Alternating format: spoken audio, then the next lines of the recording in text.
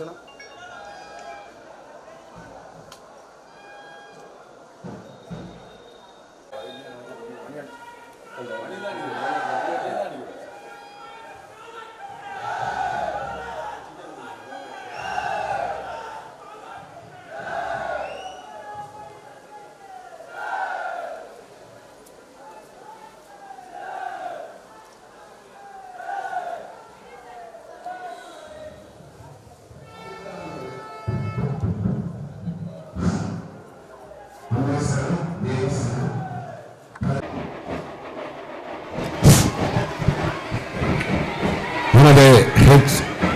ராஜாஜி அவர்கள் இதோ மேடைக்கு வருகை தர இருக்கின்றார்கள். தங்களது கரகோஷத்தினால் அவரை எழுப்பி உற்சாகப்படுத்தி மேடையில் அவரை வைக்குமாறு உங்களை அன்போடு பணிவன்போடு தாழ்மையுடன் கேட்டுக்கொள்கிறோம். எத்தனை ஜென்மம் எடுத்தாலும் பாரத மண்ணிலேயே தோன்ற வேண்டுவனே, இந்து பூமியிலே தோன்ற வேண்டுவனே. சத்திய ஆர்வமும் நித்திய சேவையும் சாகச வாழ்க்கையும் வேண்டுவனே. பித்தனாய் மாறியே தொண்டுகள் செய்திடும் பெருமைக்குள் வாழ்க்கையை வேண்டுவனே. ஏழை எளியவர் எங்கள் நன்னாட்டிலே என்றும் பசியார வேண்டுவனே. கோழைகள் இல்லாமல் வீர தொழில் செய்யும் கூட்டம் தொடர்ந்திட வேண்டுவனே. தேசம் அழைத்திடின் பாசம் களைந்திடும் தெய்வீக நல்லருள் வேண்டுவனே. நீசத்தனம் நீங்கி நீதி தூலங்கிட நித்தம் தொண்டாற்றிட வேண்டுவனே. 80 கோடிக்கும் நன்மைகள் செய்வதே உண்மையில் முக்தி என்றோதுவனே. இப்பணி செய்வதில் எத்தகை துன்பமும் ஏற்றிடுவேன் இது சத்தியமே. எத்தனை ஜென்மம் எடுத்தாலும் பாரத மண்ணிலேயே தோன்ற வேண்டுவனே. இந்த பூமியிலே தோன்ற வேண்டுவனே. நன்றி.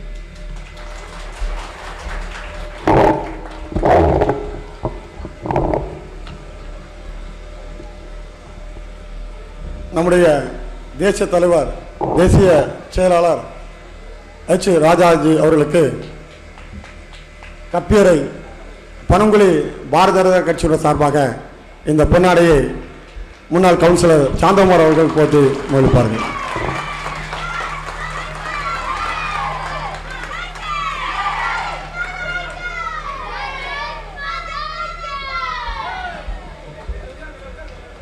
இன்று இந்த மாநாட்டுக்கு வரவேற்புரை ஆற்றுவதற்காக கோபாலகிருஷ்ணன் அவர்களை அன்போடு மேடை கலக்கிறேன்.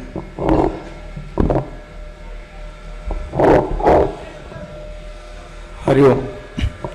தலைமை உரையாற்றிருக்கும் PS கிருஷ்ணகுமார் அவர்களை என் சார்பாகவும் ஊர் பொதுமக்கள் சார்பாகவும் வருக வருக என வரவேற்றுக் கொள்கிறேன். முன்னிலை ஆற்றவிருக்கும் குமாரதாஸ் ரிட்டையர்ட் ஆர்மி மற்றும் வேலப்பன் பிள்ளை முன்னாள் ஊர் பொறுப்பாளர் அவர்களையும் என் சார்பாகவும் ஊர் பொதுமக்கள் சார்பாகவும் வருக வருக என வரவேற்றுக் கொள்கிறேன். சிறப்புரையாற்றவிருக்கும் மாண்புமிகு H. ராஜா ஆடிட்டர் பாரதிய ஜனதா கட்சியின் தேசிய செயலாளர் அகில இந்திய ரயில்வே பயணிகளின் வசதி வாரிய தலைவர் மற்றும் கேரளா மாநில பொறுப்பாளர் ex-MLA காரக்குடி அவர்களை என் சார்பாகவும் ஊர் பொதுமக்கள் சார்பாகவும் விழா கமிட்டி சார்பாகவும் ராஷ்டிரிய சுயம் சேவ சங்கத்தின் சார்பாகவும் சமய வகுப்பு மாணவ மாணவிகள் சார்பாகவும் வருக வருக என வரவேற்றுக் கொள்கிறேன். மற்றும் நன்றி உரையாற்ற வந்திருக்கும் சாந்தகுமார் அவர்களையும் என் சார்பாகவும் ஊர் பொதுமக்கள் சார்பாகவும் வருக வருக என வரவேற்றுக் கொள்கிறேன். மாநில பொறுப்பாளர்களையும் என் சார்பாகவும் ஊர் பொதுமக்கள் சார்பாகவும் வருக வருக என வரவேற்றுக் கொள்கிறேன். ஜெய்ஹிந்த். அன்பார்ந்த பெரியவர்களே, என்னுடைய சகோதர சகோதரிகளே, நம்முடைய அம்மா கூட ஆரம்பிச்சு 5வது நாள். ஒவ்வொரு நாட்களும் நமக்கு ஒரு ஆன்மீகமான பல விஷயங்களை நமக்கு இங்கே ஊர் கமிட்டி ஏற்பாடு தந்திருந்து, அந்த வகையில் இன்னைக்கு நமக்கு ஆன்மீக அல்லது தேசிய சிந்தனைகளை பற்றி நம்மளோட சொல்வதற்காக நம்முடைய இன்னைக்கு தேசிய செயலாளர் வந்திருக்காங்க. பட் என்னென்னா ஆக்சுவலி ராஜாஜி பற்றி நம்ம ஊருக்கு பல வருஷமாக தெரியும். ஏன்னா பல வருஷமாக நம்ம ஊரில் சங்கத்தை பற்றியான தொடர்பும் சங்க ஷாக்கா அதனுடைய ITC கேம்ப் முடித்தவங்க ஒரு 45 பேர், இந்த மாதிரி பல விஷயங்கள் நம்ம ஊரில் இருந்ததுனாலையும் ராஜாஜியை பற்றி பல விஷயங்கள் கேட்டிருப்பாங்க. நிறைய பேர் இந்த நிகழ்ச்சி ராஜாஜி டேட்டு தோணுன்னே சொன்னாங்க, சார் அவங்க வருவாங்களா, அவரை டிவியில் மட்டும்தானே அந்த இதில் பார்த்துருக்கோம் அப்படின்லாம் நிறைய பேருக்கு ஆசையாக தான் இருந்தது. இன்னும் கொஞ்சம் பேருக்கு கொஞ்சம் சந்தேகமாக தான் இருந்தது, வருவாரா அப்படின்னு ஒரு சந்தேகமாக தான் இருந்தது. அப்போ நாம் தெளிவாக சொன்னோம், ராஜாஜி இங்கே வருவாங்க, கண்டிப்பாக நம்ம ஊருக்கு வருவாங்க. ஏன்னா எனக்கு தெரிஞ்சவரையில் ஒரு தேசிய தலைவர் வந்து நம்முடைய சின்ன குக்கிராமத்துக்கு வர்றது இதுதான் முதல் முறை. அதுக்கு நம்ம ராஜாஜிக்கு அதுக்கு ஒரு நன்றி சொல்லிடுவோம்.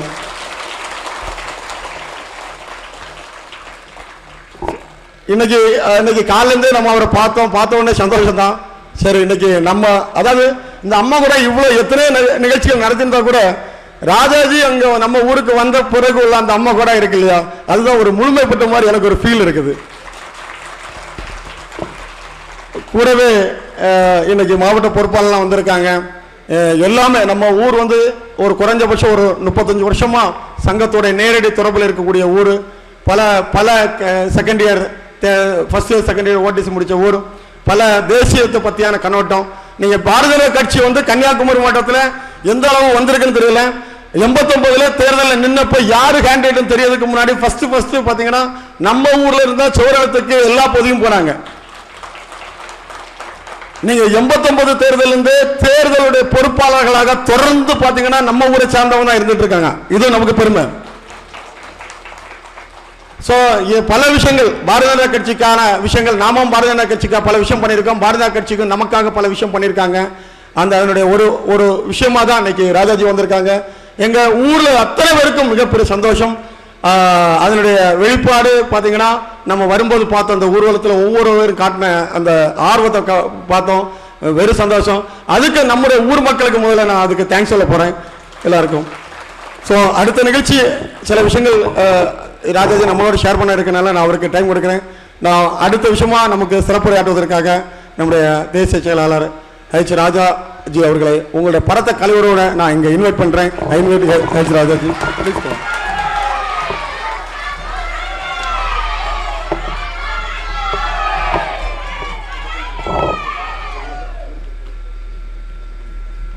பனங்குழி ஊர் தலைவர் திரு கிருஷ்ணகுமார் அவர்களே,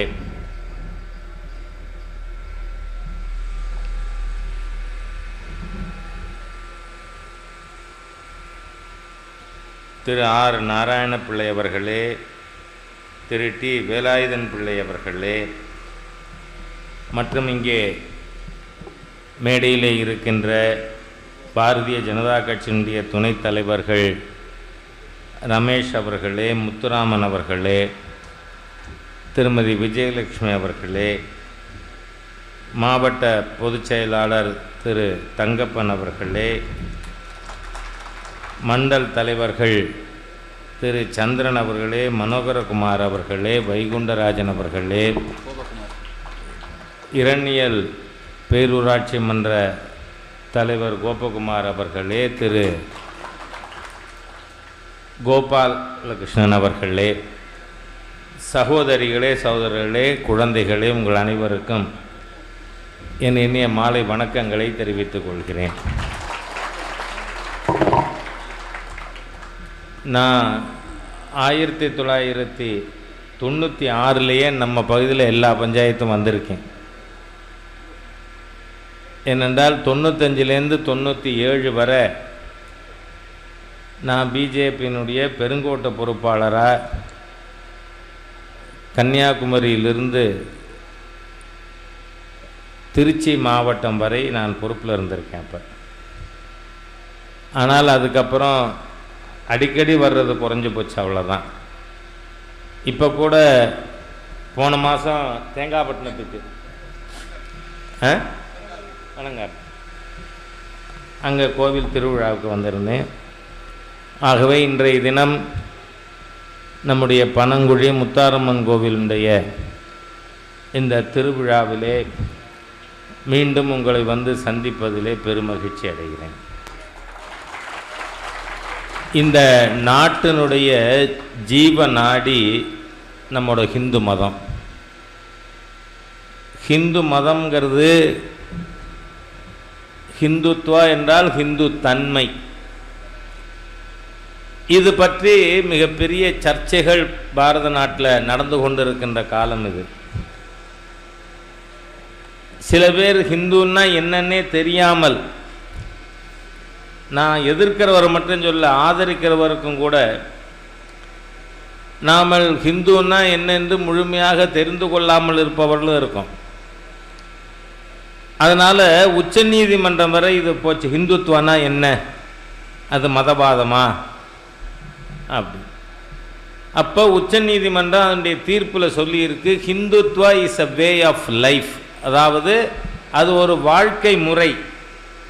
காரணம் என்ன, இந்த நாடு ஹிந்து நாடுன்னு நாம் சொல்கிறோமே, ஹிந்து மதம், இதுவே கூட நாம வச்ச பேரெல்லாம் கிடையாது. நாம் மதம் என்றே கூட பேசியது கிடையாது. இது ஒரு தர்மம், ஹிந்து தர்மம். இல்லை, இதற்கு சனாதன தர்மம் என்னும் பேர். இதுக்கு ஹிந்துங்கிற பேரே கூட பாரசீக நாட்டினர் நம்ம பார்த்து ஹிந்துன்னு கூப்பிட்டான், அதனால சரின்னு வச்சுட்டோம். இந்த மதத்துக்கு பேர் கிடையாது. இந்த மதத்தை நாம் அனாதி மதம் அப்படின்னு கூட சொல்கிறோம். அனாதி மதம்னா என்ன? ஆதினா துவக்கம், அனாதின்னு சொன்னால் துவக்கமே இல்லாத ஹிந்து மதத்தை யார் துவங்கினார்கள் சொல்ல முடியுமா? இப்போ இஸ்லாமுக்கு முகமது நபி இஸ்லாமை நிறுவினார், இயேசுநாதர் கிறிஸ்தவ மதத்தை நிறுவினார் அப்படி சொல்கிறோம். ஹிந்து மதத்தை நிறுவியது யார்? ஆகவே இந்த ஹிந்து மதத்தை துவங்கியவர்களே கிடையாது. நீங்கள் எப்பொழுதுமே பிறப்பு இருந்தால் என்ன இருக்கும்? இறப்பு இருக்கும். தோற்றம் இருந்தால் என்ன இருக்கும்? மறைவு இருக்கும். ஹிந்து மதத்துக்கு பிறப்பும் கிடையாது, தோற்றம் கிடையாதுன்னா இந்த மதத்துக்கு இறப்போ மறைவோ எந்த காலத்திலும் இருக்காதுன்னு அர்த்தம். நமக்கு வேற மதங்கள்லாம் பிறந்த தேதி தெரியும், எவ்வளவு ஆண்டுகள். ஆனால் ஹிந்து மதம் தோன்று எவ்வளவு ஆண்டுகள் தெரியாது. அதனால தான் நீங்க ஒரு முறை காஞ்சி மகா பெரியவர் அவர் ஒரு முறை அவரோட புத்தகம் தெய்வத்தின் குரல்னு அவரோட சொற்பொழிவுகள் அடங்கிய புத்தகம் ஒன்று இருக்கு, 4 வால்யூம் அந்த புஸ்தகம். அதில் அவர் சொல்றார், இந்த மதம் அனாதி மதம், சனாதன தர்மம், இதுக்கு ஈடு இணையான மதமே கிடையாது. ஆனால் இதுக்கு ஒரு பேர் இல்லையே என்று எனக்கு வருத்தம் உண்டு. அது ஒரு பக்கம் இருக்கட்டும். ஒரு நாள் நான் மடத்திலே ஓய்வெடுத்து கொண்டிருந்த பொழுது, இது மகா சுவாமிகள் சொன்னதை அப்படியே சொல்றேன். நான் ஒரு நாள் நான் மடத்திலே ஓய்வெடுத்து கொண்டிருந்த பொழுது மடத்தின் சிப்பந்தி ஒருவர் என்னிடம் வந்து, ராமன் வந்திருக்கிறான், உள்ளே வர சொல்லவா என்று கேட்டார். நான் என்னை அறியாமலே எந்த ராமன் என்று கேட்டேன். அதற்கு அந்த சிப்பந்தி சொன்னார், சாமி நம்ம மடத்தில் ஒரு ராமன் தானே இருக்கான், எந்த ராமன் என்று கேட்கிறீர்களே என்று. அப்பொழுது எனக்கு என்னுடைய சொந்த ஊர் ஞாபகம் வந்தது. அங்கே 4 ராமன்கள் இருந்த காரணத்தால் ஒருத்தனை கருப்பு ராமன் என்றும், ஒருவனை சிவப்பு ராமன் என்றும், ஒருவனை நெட்டை ராமன் என்றும், ஒருவனை குட்டை ராமன் என்றும் அடைமொழி வைத்து வித்தியாசப்படுத்துவதற்காக அழைக்கின்ற பழக்கம் இருந்தது. ஆகவே அந்த நினைவில் நான் எந்த ராமன் என்று கேட்டுவிட்டேன். இப்பொழுது எனக்கு கவலை நீங்கியது. எந்த கவலை? இவ்வளவு சிறந்த இந்த மதத்துக்கு பேரே இல்லையேங்கிற கவலை நீங்கியது. ஏனென்றால் வேறு மதங்கள் எல்லாம் பிறப்பதற்கு முன்பாக ஒரே மதமாக இந்த சனாதன தர்மம் இருந்த காரணத்தால் இதற்கு பெயர் வைக்க வேண்டிய அவசியம் நமக்கு ஏற்படவில்லை. ஆகவே மற்ற மதங்கள் வந்துவிட்ட காரணத்தால் நம்மை அடையாளப்படுத்திக் கொள்வதற்காக பாரசீக நாட்டை சேர்ந்தவர்கள், இன்னைக்கு ஈரான் ஈராக் இருக்கிற பகுதிக்கு பாரசீக நாடுன்னு பேர், பெர்ஷியா. அந்த பாரசீக நாட்டினர் பக்கத்திலே இருக்கின்ற சிந்துவை கடந்து இருக்கின்ற மக்களை ஹிந்து என்று அழைத்தார்கள். ஆகவே இருந்து விட்டு போகட்டும் என்று விட்டுவிட்டோம். ஆகவே இந்த மதத்துக்கு பேரே கூட பாரசீகர்கள் நம்மை பார்த்து ஹிந்துன்னு சொன்னா இருந்துட்டு போட்டமேன்னு. காரணம் என்ன? ஹிந்து மதத்தை ஸ்தாபித்தவர் யார் என்று யாரும் கிடையாது. இதில் இருக்கின்ற வேதங்கள், உபநிடதங்கள், புராணங்கள், இதிகாசங்கள் இவை எல்லாமே அந்த ரிஷி முனிவர்கள் அனுபவத்தை அவர்கள் சொல்லி போயிருக்கிறார்கள். அதனால ஹிந்து மதம் என்பது ஒரு மதம் அல்ல. அப்படின்னா என்ன? இதுக்கு நாம் எப்படி ஹிந்து சொல்லிக்கிறோம்? ஹிந்து என்பது ஹிந்து தேசத்திலே பிறந்த மதங்கள் எல்லாம் ஹிந்து மதங்கள். அதனால ஹிந்துங்கிறது மதம் இல்லை. ஆனா என்ன இருக்கு? ஹிந்து மதங்கள் இருக்கிறது. ஏன்? ஹிந்து மண்ணிலே பிறந்ததெல்லாம் ஹிந்து மதங்கள். ஏனென்றால் நம்ம அரசியல் சட்டம் கூட அதைத்தான் சொல்லுது. ஹிந்துங்கிறத நேர்மறையாக அரசியல் சட்டத்தில் டிஃபைன் பண்ணல. ஹிந்துவை என்ன சொல்லியிருக்காங்க? Hindus are those who are not either Muslims or Christians or Zoroastrian. ஹிந்துக்கள்ங்கிறவங்க நாம யாரு? யாரெல்லாம் முஸ்லீம் இல்லையோ, கிறிஸ்தவர் இல்லையோ, பார்சிக்கள் இல்லையோ, அவர்களெல்லாம் ஹிந்துக்கள். அப்படின்னா என்ன அர்த்தம்? இந்த மூணும் வெளியிலிருந்து வந்தது. இஸ்லாம் வெளியிலிருந்து வந்தது, கிறிஸ்தவ மதம் வெளியிலிருந்து வந்தது, பாரசீகர்கள் வெளியிலிருந்து வந்தார்கள். ஆகவே இவர் அல்லாதவர்கள் எல்லாம் ஹிந்துக்கள். அப்படின்னா என்ன அர்த்தம்? இந்த மண்ணிலே பிறந்ததெல்லாம் ஹிந்து மதங்கள். நீங்க பார்த்தா ஆதிசங்கரருக்கு ஷண்மத ஸ்தாபகர்னு பேருண்டு. 6 மதங்களை நிறுவினார். அந்த 6 மதங்கள் அவர் புதுசா நிறுவல. ஆதிசங்கரனுடைய காலத்தில் கிட்டத்தட்ட 2400 ஆண்டுகளுக்கு முன்பாக வழிபாட்டினுடைய வேறுபாடுகளை வைத்து 72 விதமான வழிபாடுகள் இருந்தது. இப்ப நாம அம்மன் வழிபாடு வச்சிருக்கோம், கருப்பர் வழிபாடு இருக்கு, ஐயனார் வழிபாடு இருக்கு, கணபதி வழிபாடு இருக்கு, முருகன் வழிபாடு இருக்கு, அம்பாள் வழிபாடு இருக்கு, சிவன் வழிபாடு இருக்கு, விஷ்ணு வழிபாடு இருக்கு இல்லையா? இந்த மாதிரியாக ஒரு 72 விதமான வழிபாட்டு முறைகள் இந்த தேசத்தில் இருந்தது. அதனால ஆதிசங்கரர் என்ன செய்யறாரு, அதில் ஒற்றுமை இருப்பதை வைத்து ஒரே மாதிரியான சம்பிரதாயங்கள் பழக்க வழக்கங்கள் இருக்கிறதை ஒன்றாக கூட்டி 6 மதங்களாக எடுத்து சொன்னார். அது என்ன? சிவனை வழிபடுபவர்கள் சைவர்கள், விஷ்ணுவை வழிபடுபவர்கள் வைஷ்ணவர்கள், சக்தியை வழிபடுபவர்கள் சாக்தர்கள், குமரனை வழிபடுபவர்கள் கௌமாரர்கள், கணபதியை வழிபடுபவர்கள் காணபத்தியர்கள், சூரியனை வழிபடுபவர்கள் சௌரர்கள். இதற்கு பிறகு என்ன வந்தது? பௌத்தம், ஜைனம், சீக்கியம், இம்மாதிரியாக பல்வேறு வழிபாட்டு முறைகளை வைத்து வந்த மதங்கள் எல்லாமே ஹிந்து மதம் தான். உங்களுக்கு புரியறதுக்காக சொல்றேன். நாளைக்கு ரஜினிகாந்த் இனிமே நடிக்க வேண்டாம்னு சொல்லி பாபா மதம்னு ஒன்று ஆரம்பிச்சா அந்த பாபா மதமும் இந்து மதம். ஏன்னா தமிழனுக்கு சினிமாவை சொன்னாதான் புரியுறதுங்கிறதுனால நான் ரஜினிகாந்தை சொன்னேன், இல்லைன்னா நான் அது சொல்லி இருக்க வேண்டிய அவசியம் இல்லை. ஆகவே ஹிந்து என்பது எதை குறிக்கும்? இந்த தேசத்தை, வாழ்க்கை முறையை, மண்ணை குறிக்கும். அதில் இருக்கின்ற வழிபாட்டு முறைகளால் ஏற்பட்டிருக்கின்ற மதங்களிடையே வேறுபாடு இருந்தது இல்லை. நாம் இப்போ இந்த நாட்டில் செக்குலரிசம், மதசார்பின்மை பற்றி பேசுறோமே. அப்படின்னா என்ன?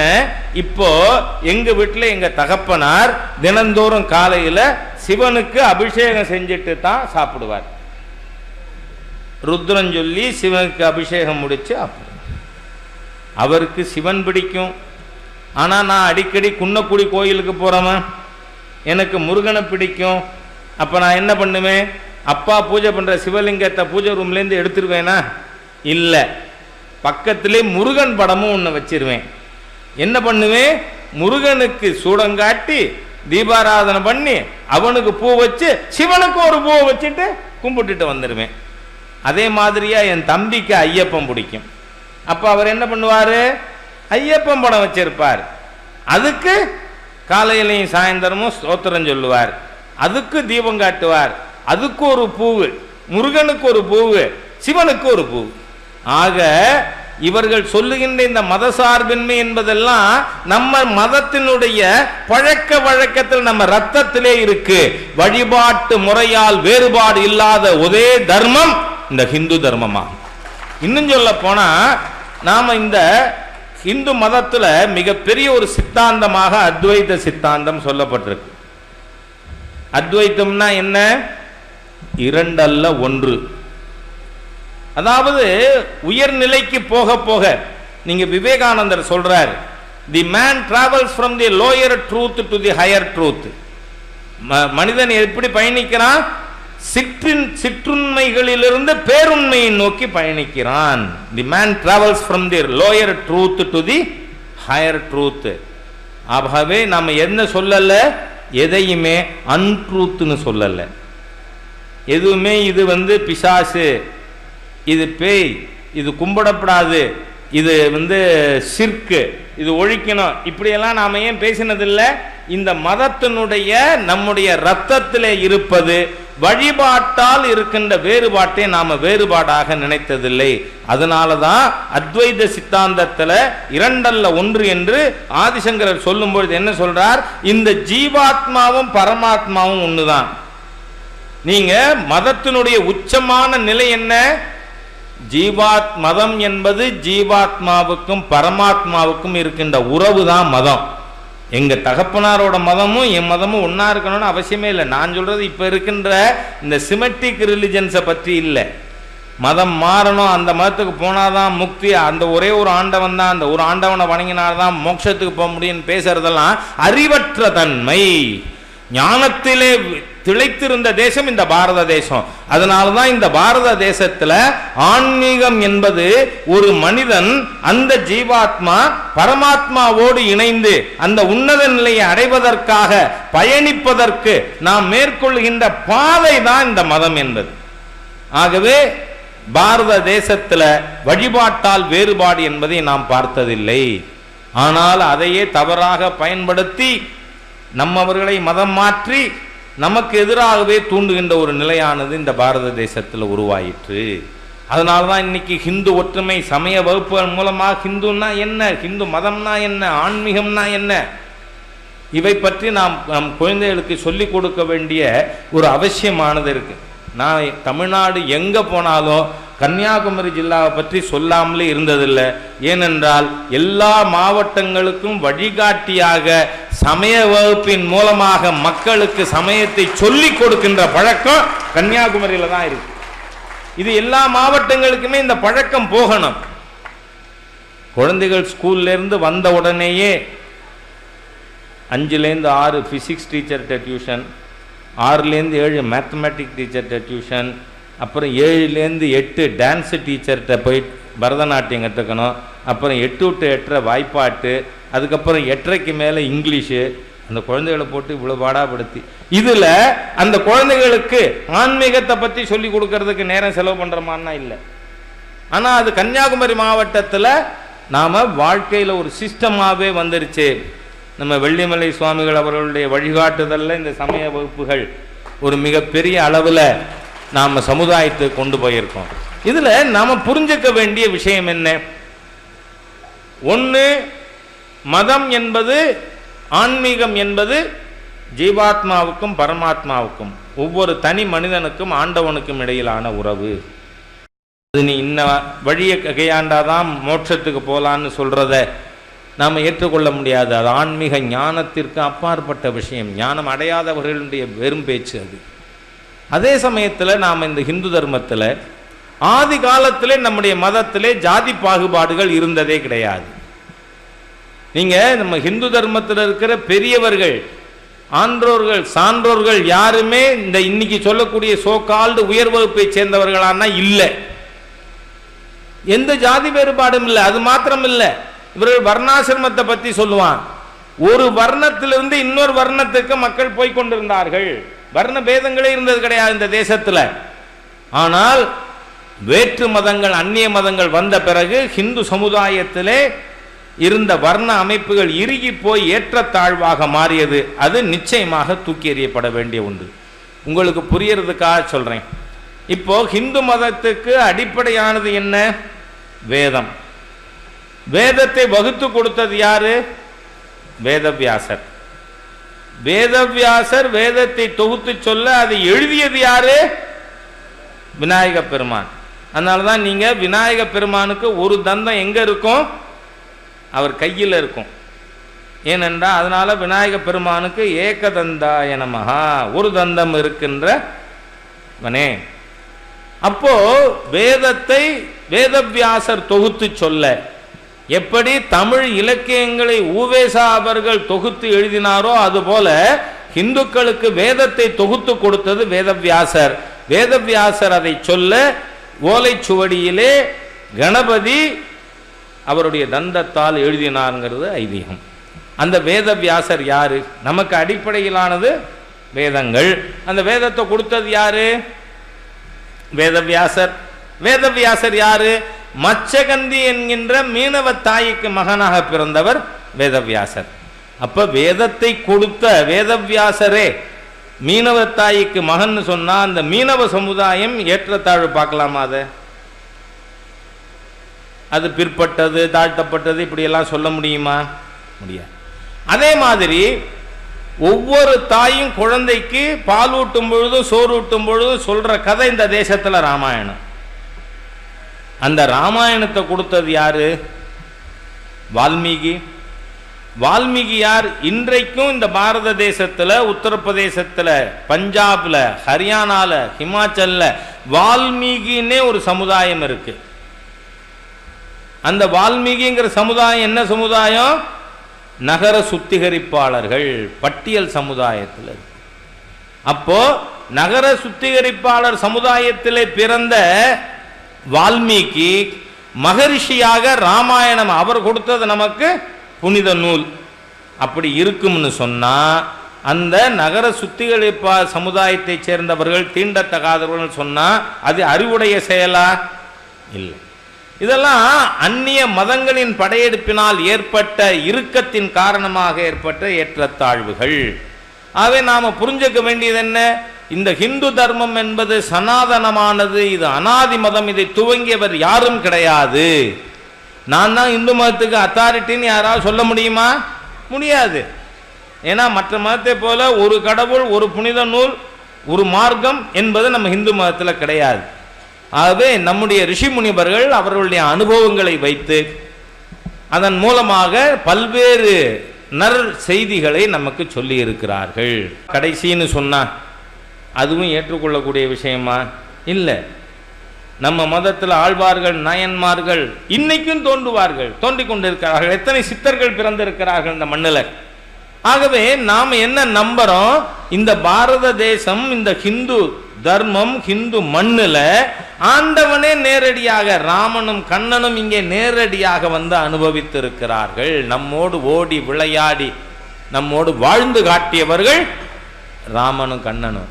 அதே மாதிரியாக இறை தூதர்கள் என்று மற்றவர்கள் சொல்லுகிறார்களே, அது போன்ற ஆன்மீக வழிகாட்டிகள் இந்த தேசத்திலே தோன்றிக்கொண்டே இருப்பார்கள் என்பது நம்முடைய நம்பிக்கை. அதனால தான் இன்றைக்கும் கூட நாம பல சித்தர்களை பார்க்க முடிகிறது.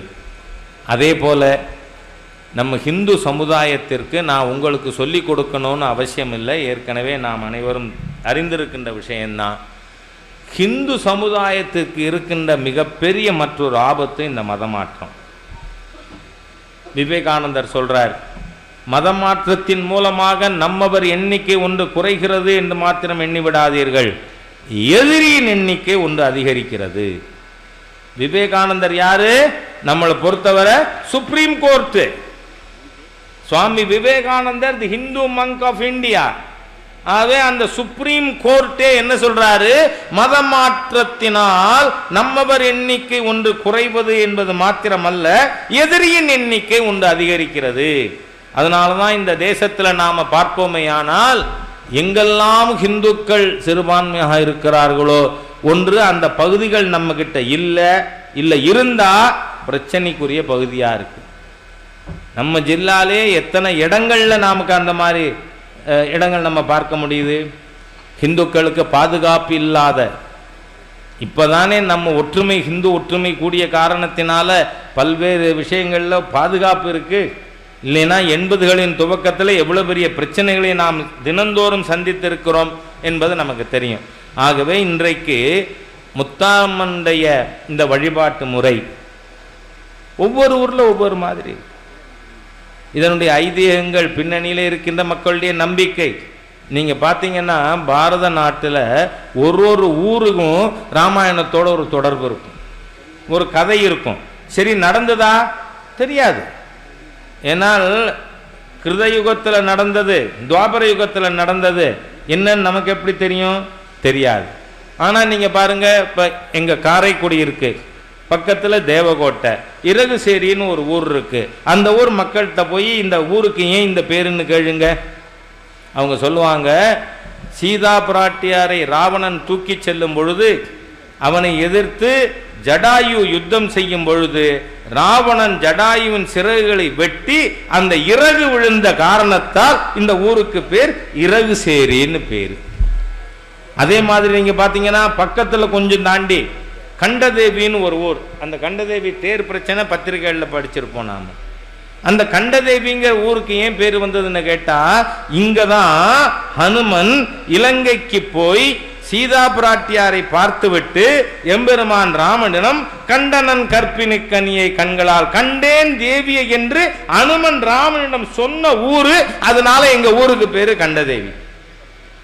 நீங்க அதே மாதிரி இன்னும் கொஞ்சம் தூரம் போனீங்கன்னா ராமநாதபுரத்துல திருப்புல்லானின்னு ஒரு ஊர் இருக்கு. அந்த ஊருடைய பேர் என்ன? திருப்புல்லணை. அதாவது அந்த திருப்புல்லணைக்கு ராமநாதபுரத்திலிருந்து போற ரோடுக்கு பேரே இன்றைக்கும் கூட தர்பசயனம் ரோடுன்னு பேரு.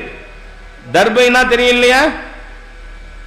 நாம பூஜை செய்யும் பொழுது கையில மாட்டிக்கிறோம்ல தர்பை புல். ராமன் காட்டிலே தர்பை படுக்கையிலே படுத்திருந்தான். லக்ஷ்மணன் ராமனுக்கு பாதுகாப்பாக இருந்தான். அதனால அந்த இடத்துக்கு பேரு தர்பசயனம். தர்பசயனம்னா என்ன? தர்பையாலான படுக்கை. அதனால அந்த ஊருக்கு பேரு தமிழிலே தர்பசயனம்ங்கிறது திருப்புல்லணை. ஆகவே நாம இந்த தேசத்துல ஒவ்வொரு ஊரும் ராமனோடு கண்ணனோடு அம்பாளோடு தொடர்பு இருக்கின்ற ஒவ்வொருவருடைய நம்பிக்கை நாம பார்க்க முடியும். ஆகவே நம்ம ஹிந்து மதத்துல ஹிந்து வாழ்க்கை முறையில ஆண்டவன் பல பேராக இருக்கலாம். 33 கோடி தேவதைங்கிறான். சில பேர் சொல்றான், எனக்கு ஒரு கஷ்டம் சொன்னா நான் கர்த்தரேன்னு கூப்பிட்டா அவருக்கு காதுல கேட்கும் வந்துருவாரு, இல்ல நான் அல்லாவேன்னு சொன்னா அவரு கேட்கும் வருவாரு, நீ யாரை கூப்பிடுவ யாரு வருவார்னு. அதுக்கு நான் சொல்றது உண்டு, எங்கள்கிட்ட டிவிஷன் ஆஃப் லேபர் உண்டு. இன்னார் கூப்பிட்டா மொத்தமே நம்மகிட்ட 120 கோடி தான், ஒரு தேவதைக்கு 4 பேர். அதனால முத்துராமன் ஆண்டவனேன்னு சொன்னா யாருக்கு அங்க ஒர்க் அலாட்மெண்டோ அவர் நேரம் வந்துருவார் அந்த தேவதை. அந்த மாதிரி அதனால ஒரே ஆள் எல்லா இடத்துக்கும் போறதை விட 4 ஒரு தேவதைக்கு எத்தனை பேரு? 4 பேர். ஈஸி இல்ல? ஆகவே நம்மளோட நம்பிக்கை கேலி செய்யறதுக்கு யார் வேணா என்ன வேணா பேசலாம். ஆனால் இதுல என்ன? ஆண்டவன் எல்லா உருவிலும் இருக்கிறான், தூணிலும் இருக்கிறான், துரும்பிலும் இருக்கிறான். நரசிம்ம அவதாரத்தினுடைய அடிப்படை அதை வச்சுதான். ஆகவே நாம பாரத தேசத்தில் இருக்கின்ற இந்த வழிபாட்டில் இருக்கின்ற வேறுபாடு என்பது ஒரு பெரிய வேறுபாடு இல்லை. ஆனால் அது எல்லாத்துக்கும் கீழே இருக்கிற அடிப்படையான சித்தாந்தம் என்ன? ஆன்மீக உய்தல். அதுதான் இந்த ஜீவாத்மா பரமாத்மாவோடு இணைவதற்கான நம்முடைய ஆன்மீக வழி. அந்த வழியை தேடி நாம் போறதுதான் ஆன்மீக மார்க்கம். ஆகவே இன்றைய தினம் நாம் இங்கு முத்தாரம்மனுடைய அதுவும் இந்த விழா 12 வருஷத்துக்கு ஒரு தரமா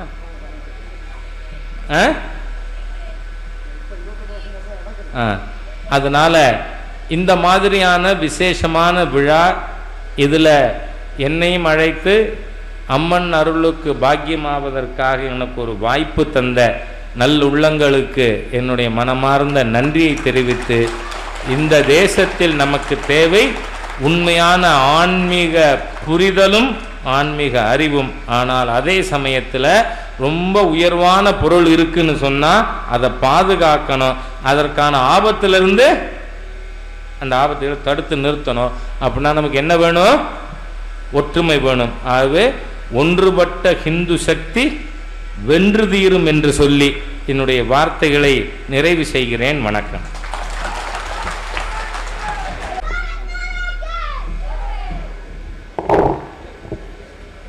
ஸோ இதில் இந்த நிகழ்ச்சிக்கு நன்றியுரையாற்றுவதற்காக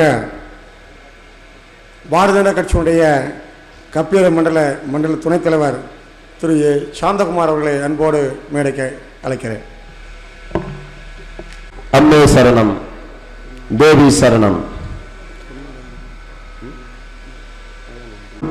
முக்கடலும் சங்கமிக்கின்ற பசுமை பொருந்திய கன்னியாகுமரி மாவட்டத்தில் இயற்கை எழில் மிகுந்து பனங்குழி பிடாகையில் அழகாக காட்சி தந்து அருள் பாலித்துக் கொண்டு அமர்ந்திருக்கும் அருள்மிகு ஸ்ரீ முத்தாரம்மன் திருக்கோவில் அம்மக்குட விழாவை முன்னிட்டு 5வது திருவிழாய இன்று நடைபெற்று முடிந்த சமய மாநாட்டிற்கு தலைமை தாங்கி அமர்ந்திருக்கும் திரு குமாரதாஸ் ரிட்டையர்டு ஆர்மி தலைமை தாங்கி அமைந்திருக்கும் பனங்குழி ஊர் தலைவர் பூசா கிருஷ்ணகுமார் அவர்களுக்கு பிளாக் குழு சார்பாகவும் ஊர் பொதுமக்கள் சார்பாகவும் அனைவருடைய சார்பாகவும் நன்றி கலந்த வணக்கத்தை தெரிவித்துக் கொள்கின்றோம். அடுத்து இந்த சமய மாநாட்டிற்கு முன்னிலை வைத்துக் கொண்டிருக்கின்ற இந்தியா நாட்டிற்கு பணி செய்து ரிட்டையர்டு ஆர்மி டி குமாரதாஸ் அவர்களுக்கு பிளாக் குழு சார்பாகவும் ஊர் பொதுமக்கள் சார்பாகவும் நன்றி கண்ட வணக்கத்தை தெரிவித்துக் கொண்டு அவர்களுக்கு ஊர் தலைவர் பொன்னாடை போர்த்தி கௌரவிப்பார்கள்.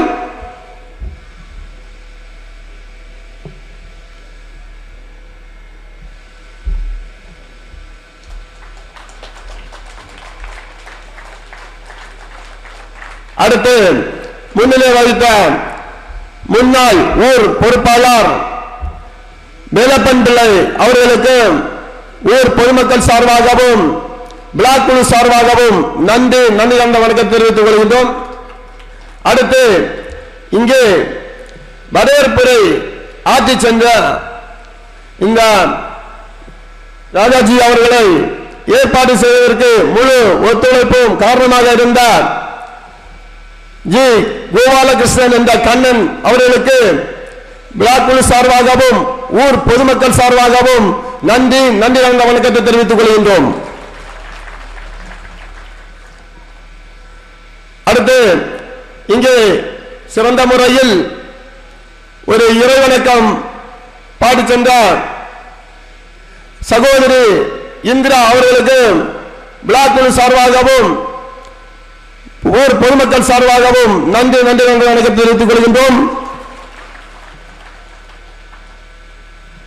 அடுத்து இங்கே நடைபெற்ற சமய மாநாட்டிற்கு சிறப்பு விருந்தினராக வருகை தந்து எழுச்சுரை ஆற்ற வீட்டிருக்கும் இந்து தர்ம போராளி இந்து எழுச்சி நாயகன் பிஜேபியின் தேசிய பொதுச் செயலாளர் கேரள மாநில பொறுப்பாளர் அகில இந்திய ரயில்வே பயணிகள் வசதி வாரிய தலைவர் அவர்கள் இந்த கிராம மக்களின் அன்பான அழைப்பை ஏற்று பல சிரமங்களையும் தாண்டி பலவிதமான பணிகளுக்கு இடையிலும் இந்த ஊருக்கு மட்டுமல்லாமல் நம் சார்ந்திருக்கும் பாரதிய கட்சிக்கு பெருமை தேடி தந்து கொண்டிருக்கின்ற இன்று நாளை மட்டுமல்ல நினைவில் இல்லாமல் என்றென்றும் பல தலைவர்கள் பேசும் அளவிற்கு, ஏனென்றால் ஆண்டுக்கு ஒரு முறை வருகின்ற திருவிழா இல்லாமல் 12 ஆண்டுக்கு ஒரு முறை வருகின்ற அம்மக்கூட விழாவில் நடக்கின்ற நிகழ்ச்சிகளை பல தலைமுறைகள் நினைத்து பெருமை சேர்க்கின்ற அளவிற்கு இந்த நிகழ்ச்சியை வந்து சிறப்புரையாற்றி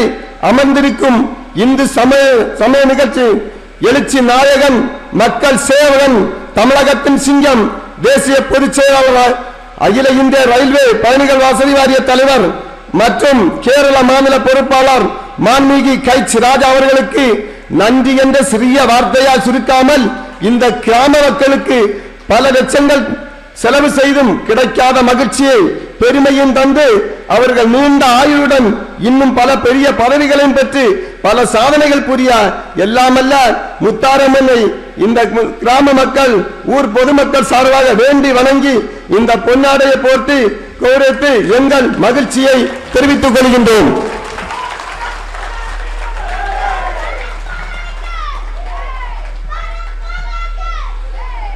மற்றும் இந்த அம்மக்கூட விழாவிற்கு வருகின்ற பாரதிய ஜனதா கட்சியினுடைய மாநில பொறுப்பாளர்கள், மாவட்ட பொறுப்பாளர்கள், ஒன்றிய பொறுப்பாளர்கள், மண்ட பொறுப்பாளர்கள் மற்றும் அனைவருக்கும் எங்கள்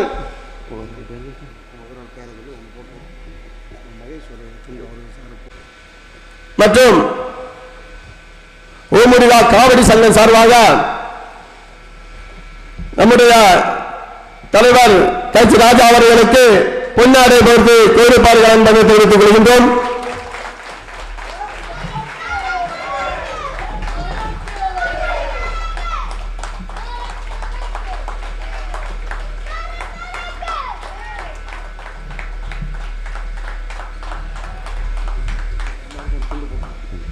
மற்றும் இங்கே வருகை தந்த மாவட்ட துணைத் தலைவர் குமரி பா ரமேஷ் அவர்களுக்கு விழாக்குழு சார்பாகவும் ஊர் பொதுமக்கள் சார்பாகவும் நன்றி வணக்கத்தை தெரிவித்துக் கொண்டு அவர்களுக்கு பொன்னாடை போர்த்து கௌரவிப்பார்கள். மற்றும் மாவட்ட பொறுப்பாளர் முத்துராமன் அவர்களுக்கும் பொன்னாடை போர்த்து கௌரவிப்பார்கள். மற்றும் மாநில பொறுப்பாளர் விஜயலட்சுமி அவர்களுக்கும் ஊர் தலைவர் பொன்னாடை போர்த்து கௌரவிப்பார்கள். மற்றும் மாவட்ட பொதுச் செயலாளர் சி தங்கப்பன் அவர்களுக்கும் ஊர் தலைவர் பொன்னாடை போர்த்து கௌரவிப்பார்கள். அடுத்து கப்பியாறை மண்டல் தலைவர் சி சந்திரன் அவர்களுக்கும் பொன்னாடை போர்த்து கௌரவிப்பார்கள். அடுத்து